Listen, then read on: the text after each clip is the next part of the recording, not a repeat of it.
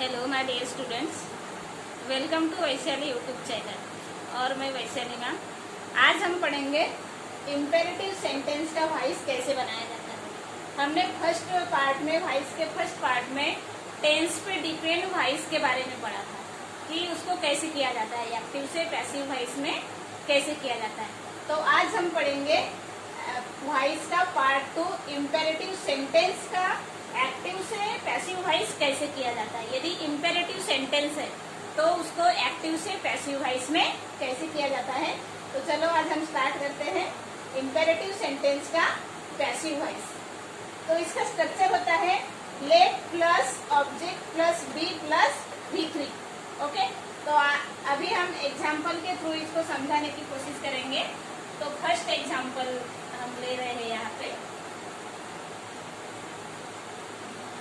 Do it. Do it, okay, do it example है। तो इसको हम इस स्ट्रक्चर के माध्यम से, ये भी है, ये भी मीन्स शॉर्टकट में एक्टिव वॉइस, और हमें अब इसको पीवी में बदल रहे हैं, मीन्स पैसिव वॉइस। ओके, तो let plus object plus be plus V3। यदि निगेटिव सेंटेंस रहेगा तो नॉट बी नॉट ऐसे नहीं होगा। तो स्टार्टिंग में हम करते हैं लेट को लाए यहाँ पे, देन ऑब्जेक्ट को लाना है इट, लेट इट, स्ट्रक्चर के हिसाब से यहाँ पे बी आएगा, let it be, then verb है इसमें डू। ओके, तो डू का हम इसमें V3 लेंगे। डू का V3 क्या होगा, डू फर्स्ट फॉर्म है, डिड सेकेंड, और इसका V3 है डन। ये हमारा पैसिव वॉइस बन गया, means late it be done. ये क्या है, पैसिव वॉइस। तो इसको हम दो मेथड से बना सकते हैं। इम्पेरेटिव सेंटेंस का जो वॉइस है वो दो मेथड से बनता है। ये फर्स्ट मेथड हुआ। अब हम सेकेंड एग्जाम्पल लेते हैं, उसमें हम सेकेंड मेथड से मैं आपको बना के दिखाऊंगी। सेकेंड एग्जाम्पल है ड्रिंक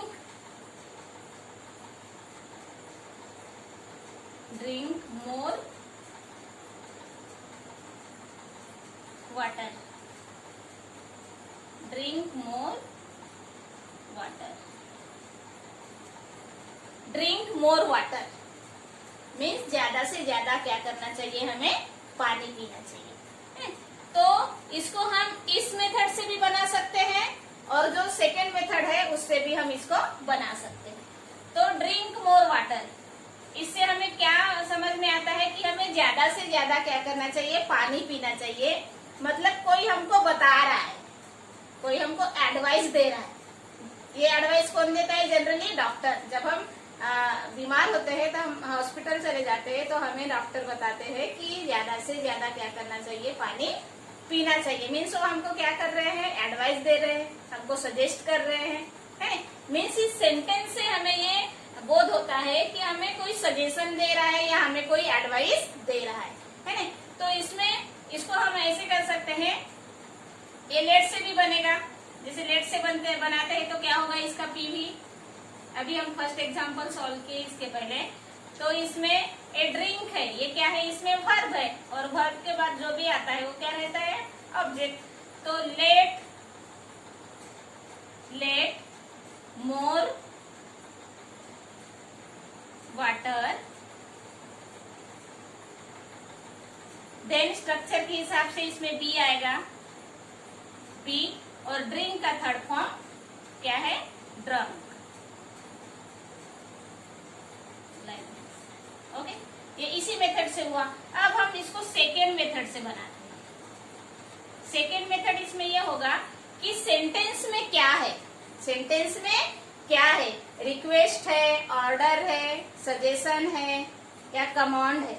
मीन से हम कब समझेंगे, जब हमें इसका मीनिंग समझ में आएगा, है ना। तो ड्रिंक मोर वाटर, है ना, जैसे हमें डॉक्टर एडवाइस देते हैं, तो इसका मतलब इसमें क्या है, एडवाइस। हम इसको एडवाइस भी समझ सकते हैं या हम इसको सजेशन भी समझ सकते हैं, है ना, क्योंकि हमें भी पता है कि ड्रिंक मोर वाटर, ज्यादा पानी पीना चाहिए। फिर भी हमें सामने वाला बता रहा है, मीन्स हमको सजेस्ट कर रहा है या हमको एडवाइस दे रहा है। तो इसमें लिखना है इसका पैसिव वॉइस सेकेंड मेथड से ऐसे होगा, you are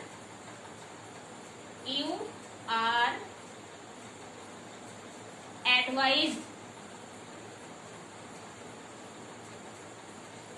you are advised to, ये देखो इसमें थर्ड फॉर्म आ गया ना, you are advised to, then sentence को हमें जैसे के वैसे इसमें ऐड करना है। बस हमें ये ध्यान रखना है कि ये जो डी है नहीं, मीन्स हम इसकी शुरुआत करते हैं तो ये स्मॉल लेटर में लिखेंगे, drink more water.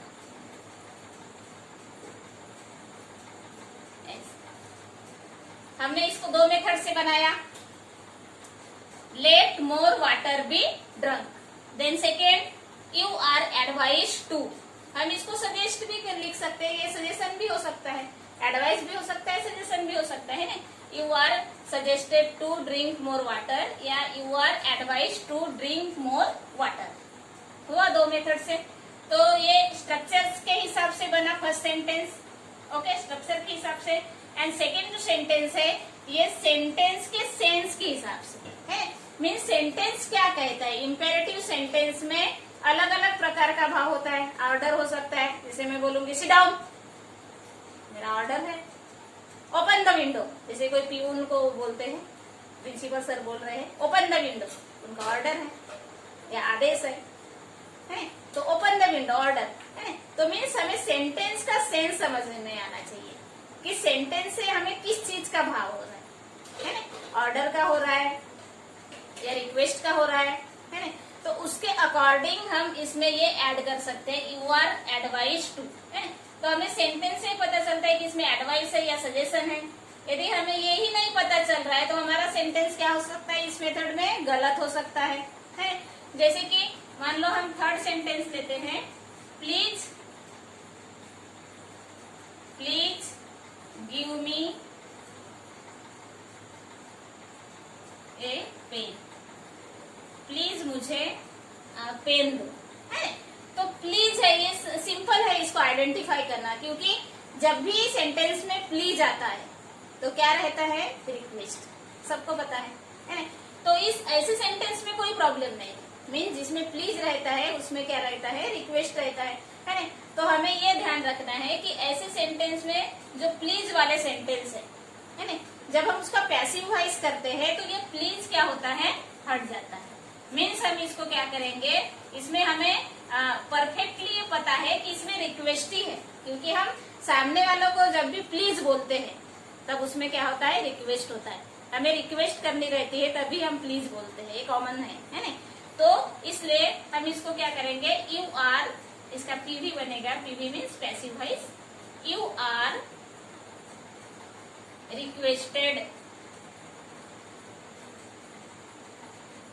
You are requested to, then ये प्लीज जो है ये हट जाएगा, क्योंकि ऑलरेडी इसमें रिक्वेस्ट का क्या है, भाव है, और इसलिए हमने इसमें रिक्वेस्टेड लिख लिया, तो ये हमें प्लीज लिखने की जरूरत नहीं है। You are requested to give, then हम सेंटेंस को जैसे के वैसे लिखेंगे, give me a pen, like this, okay.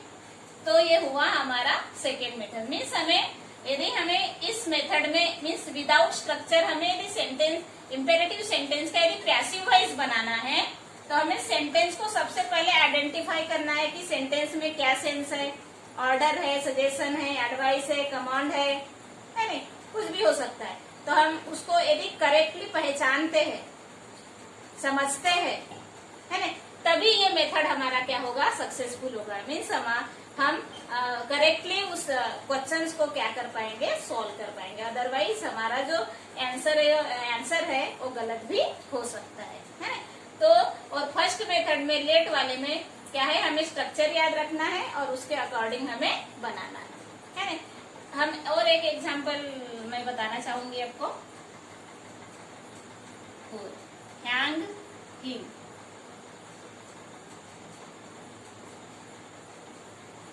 Hang him है ना।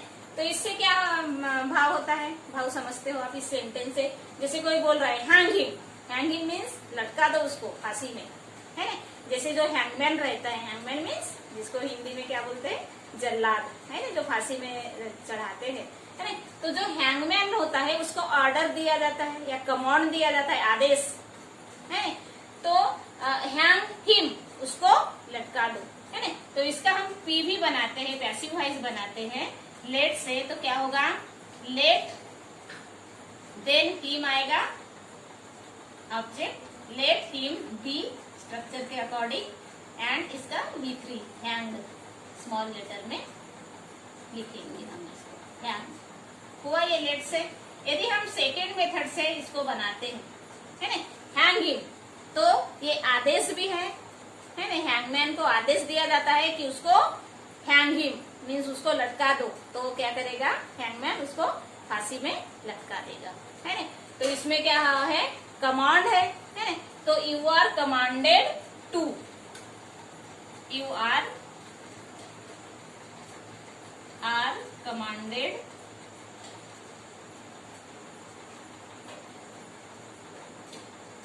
To hang him, hang him, तो you are commanded to hang him. Commanded इसमें ईडी आया मीन्स इनडायरेक्टली क्या है, थर्ड फॉर्म। यदि हम लेट से बनाते हैं तो इसका थर्ड फॉर्म होता है वर्ब का, और इसमें ऑलरेडी ये थर्ड फॉर्म में आ गया है ना। तो ये दो मेथड है कि हमें ऐसे इम्पेरेटिव सेंटेंस का यदि हमें एक्टिव से पैसिव वॉइस करना है तो हम इस दो मेथड का यूज करके हम अपना प्रॉब्लम को सॉल्व कर सकते हैं, है ना। तो फर्स्ट मेथड में हमें स्ट्रक्चर याद रखना है और सेकेंड मेथड में हमें सेंटेंस का सेंस समझना है ना। तो हैंग हिम, इसमें हम ऑर्डर भी हो सकता है इसमें, है ना। जैसे कि कोई राजा है, किंग है ना, जहाँ पे किंग सीट है उसमें राजा जो है ना, वो क्या देगा, हुकुम देगा कि हैंग हिम, उसको लटका दो, जो भी क्रिमिनल है ना। तो इसमें क्या हो सकता है, ऑर्डर भी हो सकता है, means you are ordered to hang him, उसको लटका दो, है ना। तो ये हुआ, ये कौन से सेंटेंस का हुआ, इम्पेरेटिव सेंटेंस का। और हमने फर्स्ट वीडियो में जो वॉइस का पार्ट 1 हमने बनाया था, उसमें हमने टेंस के अकॉर्डिंग वॉइस पढ़ा था, है ना। तो टेंस के अकॉर्डिंग जो वॉइस है उसमें हमें सेंटेंस को आइडेंटिफाई करना होता है कि सेंटेंस जो है वो कौन से टेंस में है, और उसके अकॉर्डिंग हमें हेल्पिंग वर्ब का यूज करना होता है ना। उसका अलग अलग टेंस का, अलग अलग टेंस में भी सेंटेंस है तो उसके अकॉर्डिंग हमें हेल्पिंग वर्ब का यूज करना पड़ता है, उसमें बाय प्रेपोजिशन का यूज करना पड़ता है ना। और अलग है, जैसे कि हमने पढ़ा था ना, पार्ट 1 में हम पढ़ चुके हैं, जैसे सी सिंग्स ए सॉन्ग, ये किसके अकॉर्डिंग है, टेंस के अकॉर्डिंग। जो हमने वॉइस का जो वीडियो डाले थे पार्ट 1, उसमें हमने इसके बारे में स्टडी कर चुके हैं हम लोग। सी सिंग्स ए सॉन्ग, है ना। तो इसमें क्या होता है, हमें सेंटेंस को आइडेंटिफाई करना होता है कि सेंटेंस कौन से काल में है। सी सिंग्स ए सॉन्ग कौन से टेंस में है, ये सब्जेक्ट है सी, प्लस वर्ब का फर्स्ट फॉर्म है, यस लगा है, ऐसे ही यस लगता है, ऐसे ही यस कहाँ पे लगता है, हमें फट से पता होना चाहिए। देखिए ये क्या है, ये सॉन्ग ऑब्जेक्ट है ना, यस या ईएस लगा है, वर्ब का फर्स्ट फॉर्म है, इसका मतलब ये क्या है, प्रेजेंट सिंपल, प्रेजेंट सिंपल में है। तो प्रेजेंट सिंपल में जब हम पैसिव वॉइस करते हैं तो उसका स्ट्रक्चर होता है object plus is am are plus verb का third form plus by plus subject है। तो इसमें जो है ऑब्जेक्ट है वो सामने आ जाएगा, ए सॉन्ग प्रेजेंट सिंपल में है, इसलिए हेल्पिंग वर्ब जो है, एक्सिलरी वर्ब जिसे बोलते हैं, वो हम प्रेजेंट के लेंगे। इज आएगा, इज क्यों आया, क्योंकि ए सॉन्ग, ए मीन्स 1, और इसलिए इसमें इज आए, सॉन्ग्स रहते तो आर आता, ओके। तो ए सॉन्ग सिंगुलर है इसलिए, और प्रेजेंट में इसलिए हमने इज लिया। देन क्या आएगा, ए सॉन्ग इज, फिर वर्ब का थर्ड फॉर्म, सिंग का थर्ड फॉर्म क्या होता है, sung, SUNG, sung. A song is sung, then preposition लगेगा बाय, देन सी जो है उसका नॉमिनेटिव केस चेंज करेंगे तो सी का क्या होगा, हर होगा, है ना। ये हमको पता होना जरूरी है ना। तो ये हमने पार्ट जो वीडियो डाले थे पार्ट 1 वॉइस का, उसमें ये हम इसके बारे में हम पढ़ चुके हैं। तो ये हमारा वह इसका पार्ट 2 है जो इम्पेरेटिव सेंटेंस का है ना। तो डिफरेंस क्या है कि इसमें जो है बाय लगा प्रेपोजिशन है ना, उसके बाद हमने सब्जेक्ट का जो है नॉमिनेटिव केस इसमें चेंज किया। जैसे सी है तो हर होगा, ही रहता तो हिम होता, दे रहता तो देम होता, वी होता तो अस होता। ओके, तो लेकिन इसमें बाय नहीं लगता है, कोई भी सेंटेंस में बाय लगा के इसमें नहीं। वो एंडिंग जो है पैसिव है, इसकी जो एंडिंग है वो किससे हुई, वर्ब से हुई। क्यों, क्योंकि इसमें जो सब्जेक्ट्स है डू इट है ना, डू इट वो करो, ड्रिंक मोर वाटर ज्यादा पानी पियो है ना। मीन्स सेंटेंस की जो शुरुआत है, सेंटेंस की जो शुरुआत है इम्पेरेटिव सेंटेंस में किससे हुई है, वर्ब से हुई है। वर्ब है कि नहीं है, do it, drink more water, इसमें है ना। तो इसमें सब्जेक्ट जो है वो नहीं है, मीन्स नहीं है मतलब नहीं, ऐसे नहीं है, हाइड है, छुपा है ना। और इसलिए इसमें बाय प्रेपोजिशन नहीं लगता। समझ में आया बेटा। तो ये जो है वर्ब से शुरुआत हुई है और इसमें जो होती है वो सब्जेक्ट इसमें रहता है, इसलिए हम इसका नॉमिनेटिव केस चेंज करते हैं। और इसलिए इसमें बाय के बाद इसका सी का क्या हुआ, हर हुआ। लेकिन इसमें सब्जेक्ट हाइड रहता है ना, वर्ब से स्टार्टिंग होती है और इसलिए हम इसमें बाय का यूज नहीं होता। यही क्या है इसमें डिफरेंस है। इसमें हम सेंटेंस को हमें आइडेंटिफाई करना होता है कि कौन से टेंस में है और उसके अकॉर्डिंग हम उसको सॉल्व करते हैं है ना। और इसमें ऐसे कुछ टेंस के अकॉर्डिंग नहीं है, बस इसमें हमें सेंटेंस को ऐसे आइडेंटिफाई करना है कि वो सेंटेंस जो है उसका सेंस क्या है, उससे क्या भाव होता है ना। और उसके अकॉर्डिंग हम इस मेथड से हम इसको क्या कर सकते हैं, बना सकते हैं। यदि आपको ये मेथड थोड़ा डिफिकल्ट लगता होगा या पहचानने में मुश्किल होती होगी तो आप इसको लेट से भी बना सकते हो। सिर्फ आपको इसकी क्या याद रखनी है, स्ट्रक्चर याद रखनी है। Okay, so I hope you understood, आप समझ गए होंगे, ये उम्मीद करती हूँ मैं। और यदि आप ये वीडियो को अच्छे से समझे हो तो हमारे चैनल को सब्सक्राइब करो, ज्यादा से ज्यादा शेयर करो, कमेंट करो। आप जब कमेंट करेंगे तो आपके कमेंट का हम हल निकालेंगे और आपको फिर से अच्छे से हम समझाने की कोशिश करेंगे। हमें भी पता चलेगा कि आपको क्या समझ में आया और क्या नहीं आया। तो इस उम्मीद के साथ नेक्स्ट वीडियो में हम मिलते हैं, तब तक के लिए धन्यवाद।